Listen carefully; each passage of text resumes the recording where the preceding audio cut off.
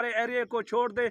दरिया को भोंग तक जाना है, सीपियाक तक जाना है, जहाँ तक जाना है दरिया को इजाज़त है। अगर किसी ने इसके अंदर दखल अंदाजी किया, उसको अगर कल को वो मारा गया तो अपने मौत का जिम्मेदार खुद होगा। ये मैं वार्निंग के साथ और चैलेंज के साथ और बदमाशी धमकाना वीडियो अपलोड कर रहा हूँ। जिसको जो भी उखाड़ना है उखाड़े। मैं किसी की माँ की लाल से नहीं डरता हूँ। तुम लोग मुसलमान हो, हम गैर मुस्लिम हैं। हमारे घरों में तुम लोग पिकटें लगाए हो, गैर कानूनी पिकटें लगाओगे। 1-1 किलोमीटर फासले पर पिकटा। यहाँ क्या दहशतगर्दी है? यहाँ कोई बॉर्डर है? यहाँ पर पुलिस क्यों कंट्रोल नहीं कर रही? क्या कहाँ है एसओचओ, जो डीएसपी डीपीओ कहाँ है, जो तनख्वाहें ले रहे?